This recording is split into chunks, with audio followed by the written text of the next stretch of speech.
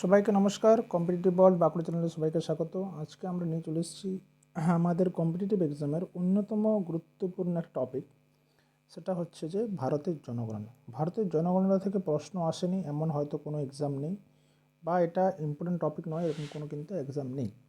তাহলে যেহেতু আমাদের বিভিন্ন পরীক্ষাতে আসে ভারতের জনগণনা নিয়ে বিভিন্ন প্রশ্ন, তাহলে চলো দেখে নিই এক নজরে যে আমাদের ভারতের জনগণনা সম্পর্কে আমরা কী কী জানি বা নতুন কী কী জানলাম এই ভিডিওতে।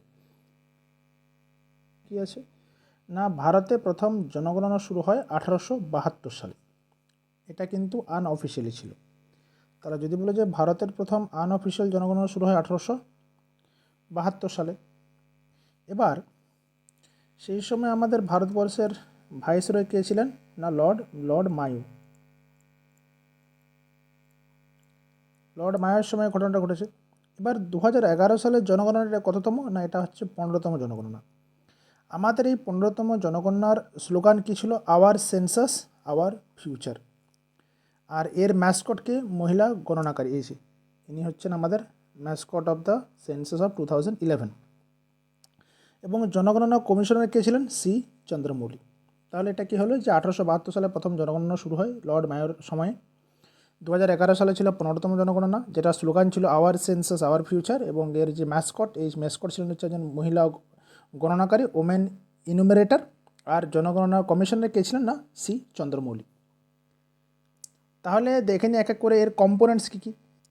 প্রথমে কিছু ঐতিহাসিক তথ্য আছে না। 1921 সালের জনগণনায় আমাদের ভারতবর্ষের যখন থেকে সেন্সাস হচ্ছে, সেখান থেকে 1921 সালের জনগণনায় আমাদের যে বৃদ্ধির হার ছিল সেটা নেগেটিভ 0.31%। আর 2001 থেকে 11 সাল এই দশকে জনসংখ্যার বৃদ্ধি কত? 181 মিলিয়নেরও বেশি জনসংখ্যার বৃদ্ধি হয়েছে। আর আমাদের ভারতবর্ষের সবচেয়ে জনবহুল মহানগরী কি? প্রথমে হচ্ছে মুম্বাই, তারপরে দিল্লি, তারপরে কলকাতা। এবার আসে সাক্ষরতায়। আমাদের ভারতবর্ষের মোট সাক্ষরতার হার কত? 74.04%। সবচেয়ে বেশি শিক্ষিত রাজ্য কি? কেরালা, তারপরে মিজোরাম। সর্বনিম্ন রাজ্য কি না, বিহার। সর্বোচ্চ কেন্দ্রশাসিত অঞ্চল লাক্ষাদ্বীপ। আর সর্বনিম্ন কেন্দ্রশাসিত অঞ্চল হচ্ছে দাদরা ও নগর হাভেলি। তাহলে যদি বলে যে আমাদের শিক্ষাতের হার সবচেয়ে বেশি কোন রাজ্যে, না সেটা কেরালে, তারপরেই হচ্ছে মিজোরামের স্থান। সর্বনিম্ন রাজ্য বিহার, সর্বোচ্চ কেন্দ্রশাসিত অঞ্চল লাক্ষাদ্বীপ এবং সর্বনিম্ন কেন্দ্রশাসিত অঞ্চল দাদরা ও নগর হাভেলি। এটা কিন্তু সবটাই কিন্তু 2011 সালের জনগণনা অনুযায়ী। এবার চলো দেখে নিই আলাদা করে পুরুষ এবং মহিলার সাক্ষরতার মধ্যে কে কোন জায়গায় আছে। পুরুষের সাক্ষরতা সর্বমোট কত? 82.14%, যেখানে সর্বোচ্চ হচ্ছে কেরল, সর্বনিম্ন হচ্ছে বিহার। মহিলা সাক্ষরতা 65.46%, সর্বোচ্চ কেরালা, সর্বনিম্ন বিহার এবং তারপরে রাজস্থানের স্থান। সর্বনিম্ন বিহার এবং বিহারের পরে কার স্থান? রাজস্থানের স্থান। এটা হচ্ছে কি? এটা হচ্ছে পুরুষ ও মহিলাদের সাক্ষরতা আলাদা আলাদা করে। এবার চলে আসি পরবর্তী স্লাইডে। ভারতের যে মোট জনসংখ্যা, এটা এবার আসি জনসংখ্যার স্লাইডে। ভারতের মোট জনসংখ্যা কত? প্রায় 121 কোটি। এবং বিশ্বে ভারতের অবস্থান কত? না, এটা হচ্ছে দ্বিতীয়। এবং এই যে 2001 থেকে 2011 সালের মধ্যে আমাদের জনসংখ্যা বৃদ্ধি কত হয়েছে না, 17.64%। এত বৃদ্ধি হয়েছে। সবচেয়ে জনবহুল রাজ্য বলতে আমরা কি উত্তর করব? উত্তরপ্রদেশ। সবচেয়ে কম জনবহুল রাজ্য বলতে আমরা উত্তর করব সিকিম। সবচেয়ে জনবহুল কেন্দ্রশাসিত অঞ্চল করব দিল্লি। সবচেয়ে কম জনবহুল কেন্দ্রশাসিত অঞ্চল বললে সেটা হবে লক্ষদ্বীপ। ঠিক আছে। এবার আসি জনঘনত্বে। গড় জনঘনত্বে আমাদের গড় জনঘনত্ব কত না, 382 জন পার বর্গ কিলোমিটার, মানে প্রতি একক বর্গ কিলোমিটারে 382 জন বাস করে আমাদের ভারতবর্ষে। জনঘনত্বে সর্বোচ্চ রাজ্য কোনটা? বিহার। ফার্স্ট হচ্ছে বিহার, সেকেন্ড হচ্ছে পশ্চিমবঙ্গ, আর থার্ড হচ্ছে কেরালা। ঠিক আছে। আর সর্বনিম্ন জনঘনত্বে কোনটা? অরুণাচল প্রদেশ। সেখানে কি থাকে না, 17 জন প্রত্যেক বর্গ কিলোমিটারে 17 জন থাকে। এবং এই যে সর্বোচ্চ জনঘনত্বযুক্ত কেন্দ্রশাসিত অঞ্চল দিল্লি। সর্বনিম্ন জনঘনত্বযুক্ত কেন্দ্রশাসিত অঞ্চল আন্দামান ও নিকোবর। তাহলে এখানে জিনিসটা কী হলো যে আমাদের ভারতবর্ষের গড় জনঘনত্ব 382 জন পার বর্গ কিলোমিটার। সর্বোচ্চ রাজ্য বিহার, সর্বনিম্ন রাজ্য হচ্ছে অরুণাচল প্রদেশ, সর্বোচ্চ কেন্দ্রশাসিত অঞ্চল দিল্লি এবং সর্বনিম্ন কেন্দ্রশাসিত অঞ্চল হলো আন্দামান ও নিকোবর। এবার আসি লিঙ্গানুপাত বা সেক্স রেশিও।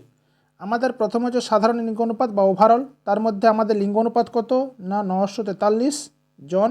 এবার এই যে লিঙ্গানুপাত, এটা কত কী হয় না, 943 জন মহিলা পার 1000 জন পুরুষ।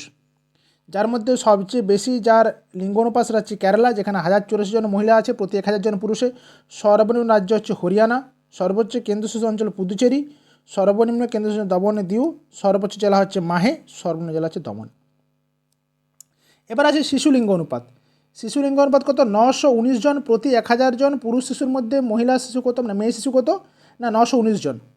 যার মধ্যে সবচেয়ে বেশি আছে অরুণাচল প্রদেশ, তারপরে মিজোরাম, তারপরে ছত্তিশগড়, আর সর্বনিম্ন রাজ্য হচ্ছে হরিয়ানা। সর্বোচ্চ কেন্দ্রশাসিত অঞ্চল কোনটি? আন্দামান নিকোবর, মানে আন্দামান নিকোবরে শিশু লিঙ্গ অনুপাত সবচেয়ে বেশি।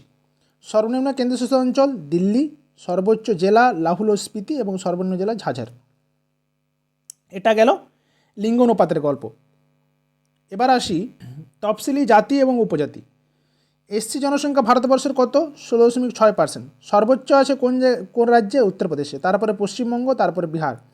শতাংশে এটা হচ্ছে সংখ্যায়, মানে মোট সংখ্যাতে উত্তরপ্রদেশ সবচেয়ে বেশি আছে, আর শতাংশ সবচেয়ে বেশি আছে পাঞ্জাবে।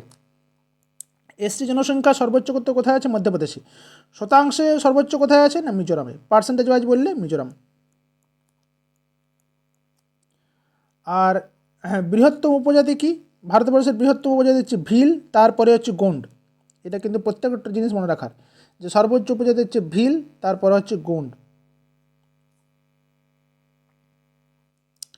আর পশ্চিমবঙ্গের বৃহত্তম উপজাতি সাঁওতাল, পশ্চিমবঙ্গের ক্ষুদ্র উপজাতি টোটো। ঠিক আছে, এবার আসি, দেখো নগর এবং গ্রামীণ জনসংখ্যা কোন কোন জায়গাতে বেশি আছে, কোন কোন জায়গাতে কম আছে। নগর জনসংখ্যা, যে সবচেয়ে বেশি সংখ্যক মানুষ যেখানে নগরে বসবাস করেন সেটা হচ্ছে মহারাষ্ট্র। মানে মহারাষ্ট্রে জনসংখ্যার হিসাবে সবচেয়ে বেশি সংখ্যক মানুষ বাস করে মহারাষ্ট্রে। আর নগর জনসংখ্যার শতাংশ সর্বোচ্চ কোনটি? না গোয়া, তারপরে আছে মিজোরাম, তারপর আছে তামিলনাড়ু। আর নগর জনসংখ্যার শতাংশ সর্বনিম্ন সেটা হচ্ছে হিমাচল প্রদেশ। গ্রামীণ জনসংখ্যা সর্বোচ্চ কোনটায়? না কোন জায়গাতে মানুষ সবচেয়ে বেশি লোক গ্রামের বসবাস করেন সেটা হচ্ছে উত্তরপ্রদেশ। আর শতাংশে কোথায়? হিমাচল প্রদেশ, তারপরে বিহার, তারপরে আসাম। এটা গেল নগর এবং গ্রামীণ জনসংখ্যা। এবার দেখে নিই ধর্ম অনুযায়ী কী কী জনসংখ্যা আছে। না হিন্দু আছে আমাদের কত? 79.80%, মুসলিম আছে 14.23, খ্রিস্টান আছে 2.30, শিখ আছে 1.72%, বৌদ্ধ আছে 0.700, জৈন আছে 0.37%। এটা হচ্ছে বিভিন্ন ধর্মাবলম্বী গোষ্ঠীরা আমাদের কীরকম পজিশনে আছে। তাহলে চলো দেখে নিই আমাদের এক নজরে কী কী তথ্য পাচ্ছি আমরা। না 1921 সালকে বলা হচ্ছে জনসংখ্যা হ্রাসের বছর, কারণ এই সময় জনসংখ্যার যে গ্রোথ রেটটা সেটা চলে এসেছিলো নেগেটিভে। 2011 সালে সেটা হয়েছিল 15তম জনগণনা। সাক্ষরতার হার 74.04%, জনঘনত্ব হচ্ছে 382, লিঙ্গ অনুপাত 943, বৃদ্ধির হার হচ্ছে 17.64। এবার যদি কিছু শর্ট কোশ্চেন টাইপের বলে দিচ্ছি, যদি ধরো বলে যে আমাদের নাম্বার অফ ডিস্ট্রিক্ট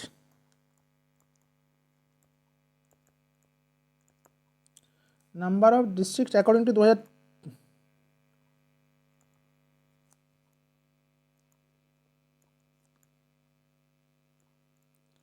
কত? এটা 640। আর নাম্বার অফ ভিলেজ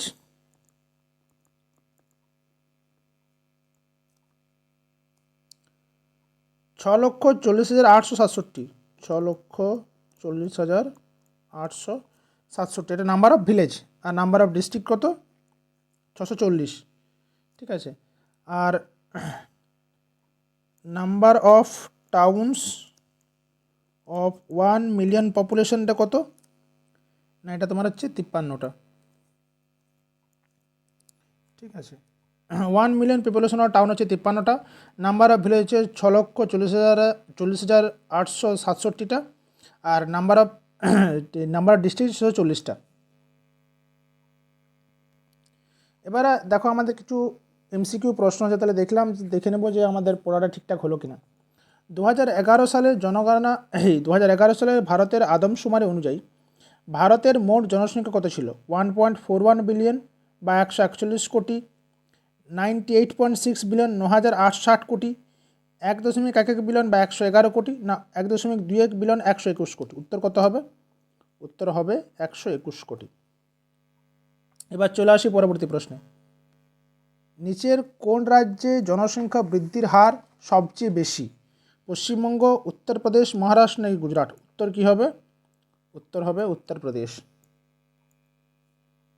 এবার চলে আসি পরবর্তী প্রশ্নে। 2011 সালের ভারতের আদমশুমারি অনুযায়ী ভারতের বৃহত্তম ধর্মীয় সম্প্রদায় কোনটি? শিখ, খ্রিস্টান, মুসলিম নাকি হিন্দু? উত্তর হচ্ছে হিন্দু। চলে আসি পরবর্তী প্রশ্নে। 2011 সালের আদমশুমারি অনুযায়ী ভারতের কোন রাজ্যে জনসংখ্যার ঘনত্ব সবচেয়ে বেশি? তামিলনাড়ু, উত্তরপ্রদেশ, পশ্চিমবঙ্গ, বিহার? উত্তর কী হবে? উত্তর হবে বিহার। জনঘনত্ব বলেছে না, জনসংখ্যার ঘনত্ব সবচেয়ে বেশি, তাহলে সেটা হবে বিহার। জনঘনত্ব বলতে আমরা কী বুঝি? না, প্রতি 1 বর্গ কিলোমিটার অঞ্চলে যতজন বাস করে, ঠিক তো? প্রতি 1 বর্গ কিমিতে যতজন বাস করে, তার নিরিখে জনঘনত্ব সবচেয়ে বেশি কার? বিহারে। এবার চলে আসি পরবর্তী প্রশ্নে। 2011 সালের ভারতের আদমশুমারি অনুযায়ী কোন ভারতীয় রাজ্যে শহুরে জনসংখ্যা শতাংশ সবচেয়ে বেশি? মহারাষ্ট্র, গোয়া, কেরালা নাকি মিজোরাম? কি বলেছে? জনসংখ্যা শতাংশ সবচেয়ে বেশি, তাহলে উত্তর কি হবে? গোয়া। আর যদি বলতে যে মোট শহরে জনসংখ্যার লোকজন, না, মোট শহরে থাকা জনসংখ্যা,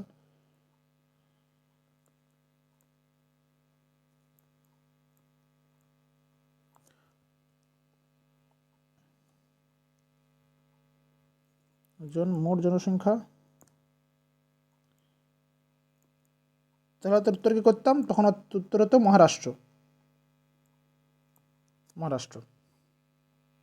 এবার চলে আসি পরবর্তী প্রশ্ন।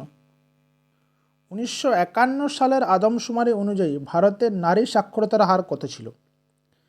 15.35, 8.86, 10.86 নাকি 5.56? উত্তর কত হবে? উত্তর 4.86।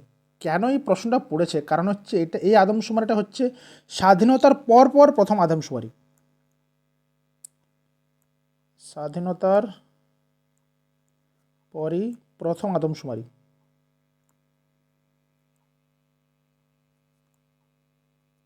তার জন্য এটা দেওয়া হয়েছে। এবার চলে আসি পরবর্তী প্রশ্নে। 2011 সালের ভারতের আদমশুমারি অনুযায়ী নিচের কোন রাজ্যে লিঙ্গানুপাত সবচেয়ে বেশি? তামিলনাড়ু, মণিপুর, নাগাল্যান্ড নাকি অন্ধ্রপ্রদেশ? উত্তর কী হবে? এই অপশান অনুযায়ী উত্তর কী হবে? উত্তর হচ্ছে তামিলনাড়ু। কিন্তু যদি বলে যে এটা ছাড়া, যদি জাস্ট একটা অনলাইনের প্রশ্ন যদি বলে যে 2011 সালের ভারতের আদমশুমারি অনুযায়ী কোন রাজ্যের লিঙ্গানুপাত সবচেয়ে বেশি, তাহলে সেটার উত্তর কী হবে? কেরালা, ঠিক তো? এটা হচ্ছে সর্বোচ্চ লিঙ্গ অনুপাত।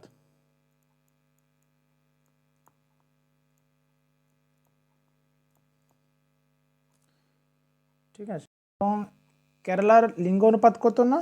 1084। এবার চলে আসি পরবর্তী প্রশ্নে। 2011 সালের আদমশুমারি অনুযায়ী ভারতের কোন রাজ্যে তফসিলি উপজাতির জনসংখ্যা সবচেয়ে বেশি? উড়িষ্যা, মধ্যপ্রদেশ, ঝাড়খণ্ড নাকি ছত্তিশগড়? তফসিলি উপজাতির সংখ্যা সবচেয়ে বেশি, উত্তর কি হবে? না, মধ্যপ্রদেশ। এবার চলে আসি পরবর্তী প্রশ্নে।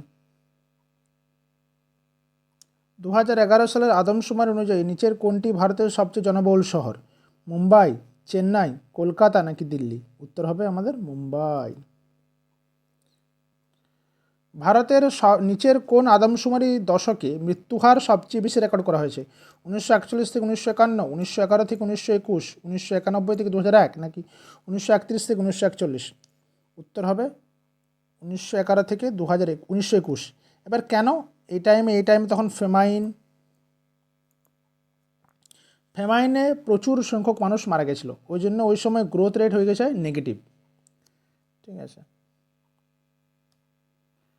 চলো তাহলে আজকের লেকচার এই পর্যন্তই। আজকের লেকচারটা তোমরা সময় কেমন লাগলো জানাবে। ভালো লাগলে অবশ্যই লাইক করো আর বন্ধুদের সাথে শেয়ার করো, আর চ্যানেলটাকে সাবস্ক্রাইব করতে ভুলো না। চলো সবাই ভালো থেকো, সুস্থ থাকো, টাটা, বাই বাই।